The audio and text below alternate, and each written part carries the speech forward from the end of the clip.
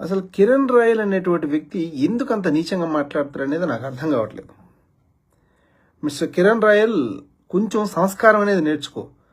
నీ పార్టీ అధినాయకుడి యొక్క కంట్లో పడాలనేటువంటి అత్యుత్సాహంతో నువ్వు మాట్లాడేటువంటి ప్రతిసారి, ఈ రోజు కాదు, ఇదేదో కొత్తగా ఈ రోజు మాట్లాడతామని కాదు, నీ బ్రతుకే ఒక నీచమైనటువంటి సంస్కృతితో ప్రారంభమైంది. నీచమైనటువంటి భాష, నీచమైనటువంటి విధానాలు, నీచమైనటువంటి మాటలతో మనం జగన్మోహన్ రెడ్డి గారి కుటుంబ సభ్యుల పట్ల, జగన్మోహన్ రెడ్డి గారి వ్యక్తిత్వం పట్ల, జగన్మోహన్ రెడ్డి గారి పార్టీ యొక్క నాయకుల యొక్క వ్యక్తిత్వాల పట్ల మాట్లాడితే మనం పెద్ద మనుషులు అవుతాం అనుకుంటే అది నీ చేతగానితనం అనుకుంటాం దాన్ని. అసలు నువ్వు మాట్లాడితే ఏదో పెద్ద పోటుగాళ్ళలాగా ఎవరిని పడితే వాళ్ళు నువ్వేం పెద్ద పోటుగాడు ఏంది నాకు అర్థం కాదు. కిరణ్ రాయల్ అని పెట్టేసుకొని అసలు నువ్వేంటో, నీ కథ ఏంటో, నీ వ్యవహారం ఏంటో, అసలుకి నీకు నిజంగా జగన్మోహన్ రెడ్డి గారు అనేటువంటి విషయాల పట్ల, జగన్మోహన్ రెడ్డి గారి పరిపాలన పట్ల నిజంగా నీకు అభ్యంతరం ఉంటే గతంలో జగన్మోహన్ రెడ్డి గారి పరిపాలనలో తప్పులేంటో దాని గురించి మాట్లాడు. అవి వదిలేసి జగన్మోహన్ రెడ్డి గారి కుటుంబ సభ్యుల పట్ల, వాళ్ళ నాన్నగారి పట్ల, లేకపోతే వాళ్ళ తాతగారి పట్ల ఇవన్నీ నీకేం అవసరం? ఇవి అంటే వాళ్ళందరూ ఎలా పుట్టారు ఏమిటి అనేది నువ్వు చెప్పాలా? అసలు నువ్వెలా పుట్టావు ఏంటని నీ క్లారిటీ ఉంటే నీకు సరిపోతుంది కదా. ఎందుకని ఇంత నీచంగా దిగజారుతున్నావు? దయచేసి లైవ్ ని అన్ని గ్రూపులకి షేర్ చేసి అందరినీ లైవ్ లోకి ఇన్వైట్ చేయండి. ప్రతి ఒక్కరికి ఇదే తెలియజేస్తున్నాను మిత్రులందరికీ.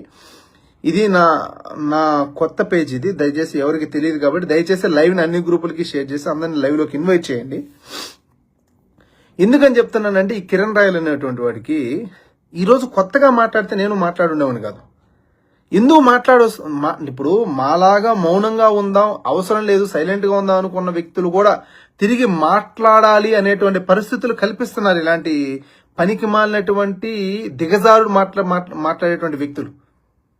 జగన్మోహన్ రెడ్డి అనేటువంటి వ్యక్తి పట్ల, ఆయన విధానాల పట్ల, ఆయన గతంలో పరిపాలించిన పరిపాలన పట్ల నీకేమైనా అభ్యంతరం ఉంటే, ఏమైనా తప్పులు ఉంటే దాని గురించి కూర్చొని, అయ్యా జగన్మోహన్ రెడ్డి గారు మీ పరిపాలన ఈ తప్పులు జరిగాయి, లేదా జగన్మోహన్ రెడ్డి గారు ఈనాడు ఈ కూటమి పట్ల ఏమంత మాట్లాడుతుంటే, అయ్యో జగన్మోహన్ రెడ్డి గారు మీరు తప్పు చెప్తున్నారు, మా కూటమి ఇది చేసింది, ఇది చేయలేదని చెప్పు. ఇవన్నీ పక్కన పెట్టి పెద్ద పోటుగాల్లాగా ఏదో మైకు దొరికింది కదా పెద్ద తీస్మార్కాన్ లాగా ఓవర్ యాక్షన్ ఎందుకురా మింగుతావు నువ్వు? ఏమనుకుంటున్నావు నువ్వు? అంటే మనం పవన్ కళ్యాణ్ పొగుడుతాం కాబట్టి మన మైకుల్లో ఏం మాట్లాడినా, ప్రెస్ మీట్ లో ఏం వాగినా, మన కార్యకర్తలు ఒకరు ఉన్నారు కాబట్టి మన మీద ఏం మాట్లాడినా వాళ్ళు మాట్లాడేస్తారు, వాళ్ళు తిట్టేస్తారు అనేటువంటి భావంతో ఒళ్ళు బలిసి మదమెక్కి మాట్లాడడం తప్ప ఏమైనా దీంట్లో ఏమైనా ఉందే?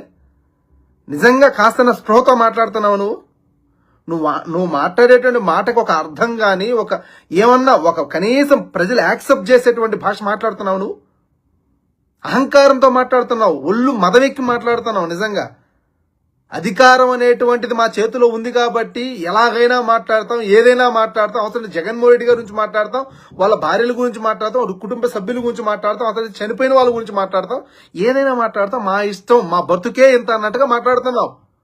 చెల్లుబాటు అవదు ఇది. ఒక రోజు దీనికనేది చరమగీతం మాడాల్సి వస్తుంది. ఆ రోజు నీ పరిస్థితిని ఆలోచించుకో. గతంలో జగన్మోహన్ రెడ్డి గారి పరిపాలన ఉన్న సమయంలో నీలాంటి వాళ్ళు వాగినా కూడా, నీలాంటి వ్యక్తులు దిగజారుడు మాటలు మాట్లాడినా కూడా జగన్మోహన్ రెడ్డి గారు కానీ, జగన్మోహన్ రెడ్డి గారి ప్రభుత్వం ఉన్నటువంటి వ్యక్తులు కానీ ఎటువంటి యాక్షన్ తీసుకోలేదు.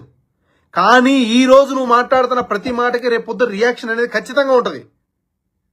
ఏమంత అహంకారం దేనికి నీకు? అయ్యా నిజంగానే పార్టీ పట్ల మాట్లాడు. జగన్మోహన్ రెడ్డి గారు వైసీపీ అనే పార్టీని జగన్మోహన్ రెడ్డి గారు మాట్లాడినటువంటి ఏ మాటల పట్ల జనసేన పార్టీకి అభ్యంతరం ఉంటే దానికి సమాధానం చెప్పు. ఈనాడు మీరు ఇచ్చిన హామీలకి మీరేమన్నా జవాబుదారీగా, నువ్వు ఇంత పోటుగాలా మాట్లాడుతున్నావే. మీరు సూపర్ 6 హామీలు ఇచ్చారు కదా, సూపర్ 6 హామీలు నెరవేర్చారా లేదా? నెరవేర్చలేదు కదా. దానికి సమాధానం చెప్పు ప్రజలకి. అరే కూటమి ప్రభుత్వం, జగన్మోహన్ రెడ్డి గారు, నిజంగా నువ్వు అంత పోటుగాడు అనుకుంటా? జగన్మోహన్ రెడ్డి అనే వ్యక్తి కెపాసిటీ ఏంటో, క్యాలిబర్ ఏంటో మీ కూటమికి తెలియదా? మీకు తెలుసు కాబట్టే కదా సింగిల్ గా జగన్మోహన్ రెడ్డి గారిని ఓడించేటువంటి శక్తి మీ జనసేనకు కానీ, టీడీపీకి కానీ, బీజేపీకి కానీ లేదు కాబట్టే కదా మూకుమ్మడిగా 3 పార్టీలు ఒకరి మూతులు ఒకరు నాకుంటే జగన్మోహన్ రెడ్డి గారి మీద పోటీ చేశారు. నిజంగా మీకు ఆ శక్తి లేదు కాబట్టే కదా. మీకు ఆ శక్తి లేదని ఒప్పుకోవాలి కదా.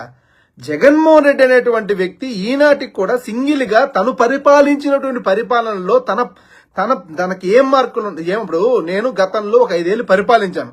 నా పరిపాలనలో తప్పులు ఉన్నాయా, ఒప్పులు ఉన్నాయా?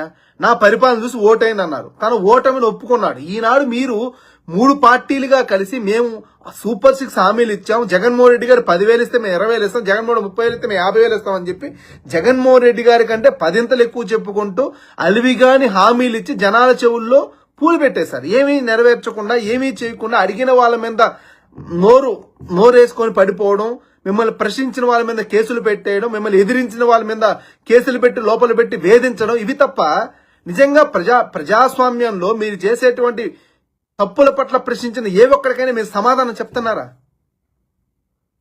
సమాధానం చెప్తున్నారు మీరు చెప్పండి. అరే సొంత జనసేన పార్టీ మీ కార్యకర్తల మీద టీడీపీ వాళ్ళు నిర్దాక్షిణ్యంగా నిర్మానుషంగా మీ వాళ్ళ పట్ల దాడులు చేస్తుంటే దాని పట్ల కూడా మాట్లాడడానికి ధైర్యం లేనటువంటి నీచమైన స్థాయిలో బతుకుతున్నారు మీరు.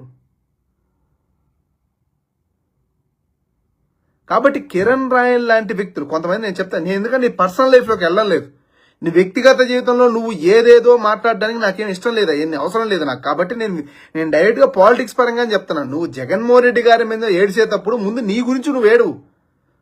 ఈనాటికి కూడా ఎప్పుడు చూడు ఏదో ఒక నాయకుడి మీద నోరేసుకొని నోటుకొచ్చిన వాగడం అనేది మినహాయిస్తే నువ్వు నిజంగా ప్రజాక్షేత్రంలో రాజకీయ వ్యవస్థలోకి వచ్చి రాజకీయం చేయాలనుకునే వ్యక్తి అయితే విధానాల పట్ల, పరిస్థితుల పట్ల, రాజకీయంగా నీకు అపోజ్గా ఉన్న ప్రతిపక్షం వాళ్ళు మాట్లాడేటువంటి ఏ అంశం పట్టైనా కూలంకషంగా ఎప్పుడైనా మాట్లాడావా? అరే జగన్మోహన్ రెడ్డి కంటే ఆడేంది ఈడేంది అని వాగితే మనం జనసేన పెద్ద పోటుగాడు అన్నట్టుగా మీ వాళ్ళు మీకు ఐడెంటిఫికేషన్ ఇస్తారని మీరు వాగుతున్నారు అంతే. అంతకు మినహాయించి మీకేముంది? ఒక్కటి చెప్పండి మీకుందని చెప్పడానికి. వాగడం అనేది మీరు బాగా అలవాటు చేసుకున్నారు. నోటికొచ్చిన అడ్డమైనటువంటి కోతలు కూయడానికి బాగా అలవాటు పడిపోయారు. ఏదంటే అది మాట్లాడేస్తాం, ఏదంటే వాగేస్తాం. దయచేసి అందరూ లైవ్ని అన్ని గ్రూపులకి షేర్ చేయండి, అందరిని లైవ్లోకి ఇన్వైట్ చేయండి. ఇది ఇక్కడనే కాదు, నేను చెప్తాను, ప్రతి ఒక్కరు ఆలోచించాలి. జనసేన అనేటువంటి పార్టీకి మాట్లాడేటువంటి నైతిక అర్హత లేనటువంటి ఏకైక పార్టీ ఈ రాష్ట్రంలో ఏదంటే జనసేన పార్టీ. నీతులు మాట్లాడు. పవన్ కళ్యాణ్ గారు స్టేజ్ ఎక్కిందంటే చాలు ఎన్ని నీతులు మాట్లాడతారంటే అన్ని నీతులు మాట్లాడితే జనసేన కార్యకర్తల యొక్క కూతుర్ల పట్ల, కుటుంబాల పట్ల మాట్లాడతారా? ఆడవాళ్ళంటే అంత తక్కువ అంటే మరి నీ పార్టీలో పంతం నానాజీగా జగన్మోహన్ రెడ్డి గారు నా కొడక అంటే జగన్మోహన్ రెడ్డి గారిని కుటుంబ సభ్యులు నోటుకొచ్చిన మాటలు మాట్లాడితే మరి పవన్ కళ్యాణ్ ఎక్కడికి పోయాడు? హైదరాబాద్ లో సినిమా షూటింగ్లు చేసుకుంటున్నాడా? ఏం మాట్లాడలేడా? ఖండించలేడా? ఖండించడానికి నోరు లేదా? నీతులు మాట్లాడే మనకు నోటికి చాలా మాటలు వస్తాయి, మరి ఖండించడానికి నోట్లోంచి మాట ఎందుకు రావు? అంటే మీ పార్టీ విధానమే బూతులు తిట్టడం, మీ పార్టీ విధానమే సుల్లు మాటలు చెప్పడం, మీ పార్టీ విధానం అబద్ధాలు చెప్పడం.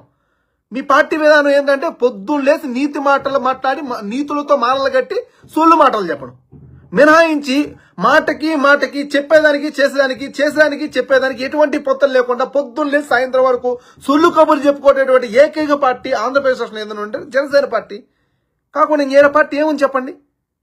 అరే మీ పార్టీ కార్యకర్తలు తంతుంటే టీడీపీ దానికి సమాధానం చెప్పుకోలేక, దానికి మీ కార్యకర్తలు అండగా నిలబడడం చేతగాక మీలాంటి వాళ్ళు కూడా నీతులు మాట్లాడితే మీ పార్టీకి ఒక అండదండ ఎక్కడో ఏడ్చింది.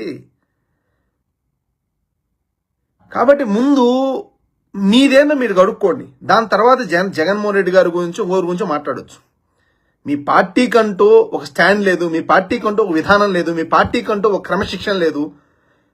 చంద్రబాబు నాయుడు గారు ఎడ్డం అంటే ఎడ్డం, తెడ్డం అంటే తెడ్డం, ఆయన ఎలాగంటే అలాగా, ఆయన ఏం చేయమంటే అది చేయడం తప్ప మీకంటూ విధానం లేదు.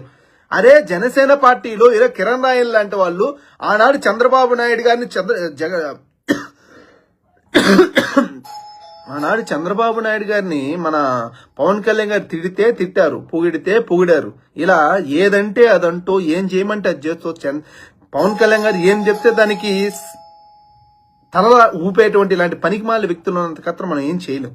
కాబట్టి దయచేసి ఆలోచించి ఇలాంటి వ్యక్తుల మాటల పట్ల చాలా మెలకువగా ఉండాల్సిన అవసరం ఉంది. కాబట్టి దయచేసి ఆలోచించండి. ప్రతి ఒక్కరూ ఇలాంటి దరిద్రమైన రాజకీయాలు చేసినటువంటి వ్యక్తుల పట్ల మనం చాలా యాక్టివ్గా ఉండాల్సిన అవసరం ఉంది. కాబట్టి ఇలాంటి వ్యక్తుల యొక్క మనస్థితిని ఆలోచించి రాబోయేటువంటి రోజులకి ఎలాంటి నాయకుడు కావాలి, ఎలాంటి వ్యక్తి కావాలి, ఎలాంటి నాయకుడు అయితే భవిష్యత్తుని బాగా మెరుగ్గా చూడగలుగుతానని ఆలోచించి అలాంటి వ్యక్తికి అండగా నిలవాల్సిన బాధ్యత ఆంధ్రప్రదేశ్ రాష్ట్ర రాజకీయాలను నడిపించేటువంటి శక్తి కలిగినటువంటి నాయకుడికి ప్రజలు అండగా నిలబడాలని చెప్పి దయచేసి తెలియజేసుకుంటూ ఒకసారి ఆలోచించండి. జనసేన పార్టీ యొక్క మనస్థితిని, ఇలాంటి కార్యకర్తల యొక్క దుస్థితిని ఆలోచించి జగన్మోహన్ రెడ్డి గారు లాంటి నాయకుడికి అండగా నిలబాల్సిన బాధ్యత